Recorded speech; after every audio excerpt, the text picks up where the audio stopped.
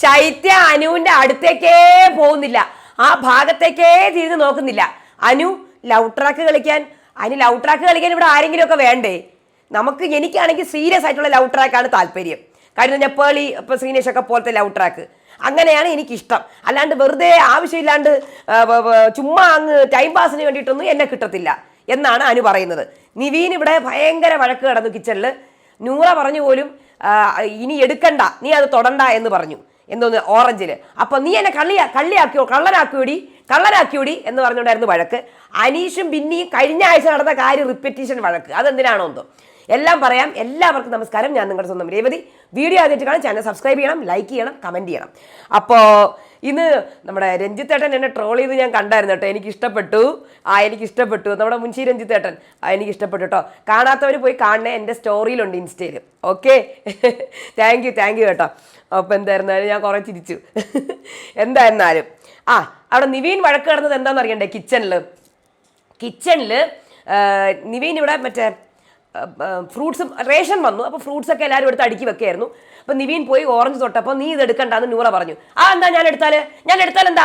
ഞാൻ കള്ളനായിരിക്കും അല്ലേ എന്നും പറഞ്ഞാണ് വഴക്ക് സ്റ്റാർട്ട് ചെയ്തത്. അത് ഭയങ്കര വഴക്കായി. എന്നെ തൊട്ടു പോരുതാരും, ഞാനിനി എന്തും ചെയ്യും, ഞാൻ തൊടും, ഞാൻ കിച്ചൺ ടീമിലെ അംഗമാണ്, എന്നെ കള്ളനാക്കുന്ന ആരും വിചാരിക്കണ്ട കേട്ടോ. അപ്പോൾ അനീഷ്, എന്താ പ്രശ്നം? താൻ പോടോ എണീറ്റ്, താൻ ആദ്യം പോടോ ഇറങ്ങി, താൻ കക്കൂസ് ടീമിലെ ക്യാപ്റ്റൻ അല്ലേ, താൻ കക്കൂസിലെ കാര്യം നോക്ക്, ഇനി ഇവിടെ ഈ പ്രദേശത്ത് വന്നു പോകരുത്. അനീഷിനെ പറഞ്ഞു വിട്ടെ. എന്താണ്? അപ്പൊ അക്ബർ, എടാ നീ തന്നെയല്ലേ നിന്റെ ടീമിനെതിരായിട്ട് നിൽക്കുന്നത്, നിന്റെ ടീമാണ് നിന്റെ ടീം നിനക്കെതിരായി നിൽക്കുന്നത്. അപ്പോഴത്തേക്കും നീ താനൊന്നും പറയണ്ട.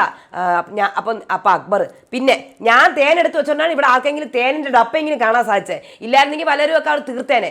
അപ്പോൾ ഉടനെ നിവീൻ, നിങ്ങൾ കൂടുതലൊന്നും പറയണ്ട കേട്ടോ, നിങ്ങൾ വലിയ വർത്താനമൊന്നും പറയണ്ട, നിങ്ങൾ തേൻ എടുത്ത് വെച്ചെന്നോ, നിങ്ങളാണ് തേൻ കള്ളൻ എന്ന അക്ബറിനെ. അത് കഴിഞ്ഞ് നിവീൻ, നമ്മൾ പല വഴക്കും ഉണ്ടാവും കിച്ചൺ ടീമിനകത്ത്, നിങ്ങൾ അതിനകത്ത് ഇടപെടേണ്ട ആവശ്യമില്ല, നിങ്ങൾ ആരാ അതിനകത്ത് ഇടപെടാൻ, ഞാനും കിച്ചൺ ടീമും ഒറ്റക്കെട്ട. അത് കഴിഞ്ഞ ശേഷം ആര്യനും ജിസയിലും ഇംഗ്ലീഷ് സംസാരിച്ചു. ബിഗ് ബോസ് പറഞ്ഞു. ആദ്യമായിട്ട് ബിഗ് ബോസ് അനൗൺസ് ചെയ്തു ഇവിടെ മലയാളം മാത്രമേ പാടുള്ളൂ. അപ്പോൾ ആര്യൻ അങ്ങ് ചമ്മിപ്പോയ ആര്യൻ, നമ്മളിപ്പോൾ ഇനി മലയാളം മാത്രമേ സംസാരിക്കൂ എന്നൊക്കെ പറയുന്നുണ്ട്. അത് കഴിഞ്ഞ് കിച്ചൺ ടീം പ്ലാനിങ് ആണ്, നമ്മളിന്ന് ചിക്കൻ കറി ഉണ്ടാക്കുന്നു. പക്ഷേ വെജ് കഴിക്കുന്നവർക്ക് എന്തുണ്ടാക്കും? ജിസേലിനും ശൈത്യയ്ക്കും. അപ്പം നൂറയും നമ്മുടെ ശാരിയും, അത് പഴയ സാമ്പാറൊക്കെ ഇരിപ്പുണ്ടല്ലോ. അപ്പോൾ അനു, അത് വേണ്ട, നമുക്ക് പുതിയ തക്കാളി കറി ഉണ്ടാക്കി കൊടുക്കാം, നമ്മൾ ചിക്കൻ കറി ഉണ്ടാക്കുമ്പോൾ പിന്നെ ശരിയല്ലല്ലോ. അത് കഴിഞ്ഞ് ബിന്നി അനീഷും പഴയ കാര്യത്തിൽ വഴക്ക്, പിന്നെയും എന്തിനാണോ എന്തോ ചൂല് വഴക്ക്. അതെ, അപ്പോഴത്തേക്ക് ബിന്നി, നിങ്ങളെ സഹായിച്ചതിൽ എൻ്റെ തെറ്റായിപ്പോയി. അപ്പോൾ അനീഷ, അഹങ്കാരം കൊണ്ട് നടക്കരുത്, അത് എൻ്റെ മഹാമനസ്കതയാണ് ബിന്നി, എൻ്റെ കാര്യങ്ങളിൽ തെറ്റ് മാത്രം ചൂണ്ടിക്കാണിക്കുന്നത് ബിന്നിയാണ്. അപ്പോൾ ബിന്നി, ഇതൊരു പ്രോഗ്രാമാണ്, ഇതിൽ അങ്ങനെയാണ് നിൽക്കേണ്ടത്, ലാലേട്ടൻ വന്ന് പ്രോബ്ലം സോൾവ് ചെയ്തതാണ്, ഒരു ദിവസം കഴിഞ്ഞ് എന്തിനാണ് വന്ന് ചോദിക്കുന്നത്? അപ്പം നിങ്ങൾ ഭൂമിയിൽ ചവിട്ടി നിൽക്കുക, നമ്മളും മണ്ണിക്കൂടെ തന്നെയാണ് ചവിട്ടി നടക്കുന്നത്, ചില്ലുകൂട്ടിൽ അടച്ചു വെക്കേണ്ടവരല്ല. അപ്പം ബിന്നി, ലാലേട്ടൻ പറഞ്ഞ് സോൾവ് ചെയ്തിട്ടാണെങ്കിൽ നിങ്ങൾ അന്ന് 1 മണിക്കൂർ കഴിഞ്ഞല്ലേ എൻ്റെ കൂടെ വഴക്കിട്ടത്. ഇതൊക്കെ പഴയ പ്രശ്നമല്ലേ, ഇപ്പോഴും എടുത്തിട്ട് എന്തിനാണ് വഴക്ക്? അത് കഴിഞ്ഞ് അനു ശൈത്യനെ വിളിക്കുന്നു. അപ്പം ശൈത്യ അവിടം വരെ വന്നിട്ട് പകുതി കഴിഞ്ഞ് ഉനീലിൻ്റെ അടുത്ത് പോയി അതുവഴി കറങ്ങി തിരിച്ച് കിച്ചണിലേക്ക് പോയി കേട്ടോ. അനുവിൻ്റെ അടുത്തേക്കേ പോലില്ല. മണ്ടത്തരമാണ് ആ കുട്ടി കാണിക്കുന്നത്, മണ്ടത്തരം. കാര്യം ഒരു ചതിച്ചയായിട്ട് മാറൂലേ ആൾക്കാരുടെ മുന്നിൽ. നമ്മളെ ഇഷ്ടപ്പെട്ടാലും ഇഷ്ടപ്പെട്ടില്ലെങ്കിലും നമ്മൾ കളിക്കുന്നതിനൊരു സത്യസന്ധത ഉണ്ടെങ്കിൽ ആൾക്കാർ പ്രേക്ഷകർ, ഇപ്പം നമ്മൾ തെറ്റാണ് കാണിക്കുന്നതെങ്കിൽ കൂടി, ഇപ്പം ജിസേൽ റൂള് ബ്രേക്ക് ചെയ്തു, പക്ഷെ ജിസേൽ അതിൽ തന്നെ ഉറച്ചു നിന്നിട്ട് അതിനെ വെച്ച് ട്വിസ്റ്റ് ചെയ്യിപ്പിച്ചു. അപ്പോൾ അതെന്ത് ചെയ്തു? ആൾക്കാർ കുറേ പേര് ജിസേലിന് സപ്പോർട്ടായി. റൂൾ ബ്രേക്ക് ചെയ്താലും ആ കുട്ടി കളിക്കുന്നുണ്ട്, മനസ്സിലായില്ലേ? ഇതെന്ന് പറഞ്ഞാൽ നമ്മൾ തന്നെ കളിക്കുന്നതിൽ നമുക്ക് തന്നെ ഒരു വിശ്വാസമില്ലാതെ ആകുമ്പോഴാണ് ഈ പ്രശ്നങ്ങൾ വരുന്നത്. ശൈത്യയ്ക്ക് ഇവിടെ കാലിടറി പോയിട്ടുണ്ടതായിട്ടാണ് എനിക്ക് ഫീൽ ചെയ്തത്. അപ്പോൾ അത് കഴിഞ്ഞ് ആര്യനും ഒക്കെ ഇരുന്ന് അനു എങ്ങനെയെങ്കിലും കുറേ കണ്ടന്റുകൾ ഉണ്ടാക്കാൻ വേണ്ടി ആഗ്രഹിക്കുന്നുണ്ട്. കടത്തി വെട്ടണം. കഴിഞ്ഞ തവണ അവക്കാണ് സ്റ്റാർ കിട്ടിയത്, എനിക്ക് കടത്തി വെട്ടണം ഇപ്പോൾ ആവശ്യം. നോക്കിക്കോ, മത്സരത്തോടെ കളിക്കുകയാണ് കേട്ടോ, വേറെ ഒന്നും നമ്മൾ പറയണ്ട, എന്തെങ്കിലും കളിക്കട്ടെ, ഒന്നും കളിക്കാതിരിക്കണേക്കാട്ടിയും വേദമാണ്, എന്തെങ്കിലും കളിക്കട്ടെ ആരെങ്കിലും ഒക്കെ. അങ്ങനെ ആര്യനെ പിടിച്ചുകൊണ്ട് പോയിട്ട്, ആര്യൻ സത്യം പറഞ്ഞാൽ എനിക്ക് ഫീൽ ചെയ്തത് ഒരു റോഡീസ് മെറ്റീരിയൽ ആയിട്ടാണ് കേട്ടോ. റോഡീസ് അറിയില്ലേ നിങ്ങൾക്ക് ഹിന്ദിയിലെ? ആ റോഡീസ് മെറ്റീരിയലായിട്ട് തോന്നി. പിന്നെ എനിക്ക് പുള്ളിക്കാരനെ മറ്റേ സ്പ്ലിറ്റ്സ്വില്ല മെറ്റീരിയലായിട്ടും തോന്നിയിട്ടുണ്ട്.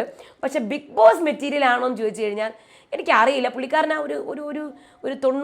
ആ ഒരു രീതിയിൽ കണ്ടന്റുകൾ കൊടുക്കാൻ പറ്റുമെന്ന് എനിക്കറിയില്ല. ഇതുവരെ ആരെല്ലാം ഒരു ബിഗ് ബോസ് മെറ്റീരിയൽ എനിക്ക് കാണാൻ സാധിച്ചിട്ടില്ല. നന്നായിട്ട് ടാസ്ക് കളിക്കുന്നുണ്ട്, അതാണ് ഞാൻ റോഡീസ് എന്ന് പറഞ്ഞത്. കാരണം റോഡീസിൽ കൂടുതലും ടാസ്കും ഇതുമൊക്കെയാണ്.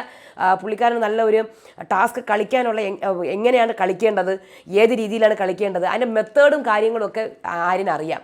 അതേപോലെ ഒരു കോംബോ ഗെയിമും റിയാലിറ്റി ഷോ ഒക്കെ കളിക്കാനും ആരും നല്ലതാണ്. പക്ഷേ എനിക്ക് ബിഗ് ബോസിൻ്റെ കാര്യം ചോദിക്കുകയാണെങ്കിൽ എനിക്ക് ഡൗട്ടാണ്. നമുക്ക് നോക്കാം, നമുക്ക് കാത്തിരിക്കാം. 2 ആഴ്ചയല്ലേ ആയുള്ളൂ. അപ്പോൾ ആരെങ്കിലും നോക്കാം, നല്ല പൊട്ടൻഷ്യൽ ഉണ്ട്. പക്ഷേ ഇത് ബിഗ് ബോസ് മെറ്റീരിയലാണോ എന്ന് അറിയണം.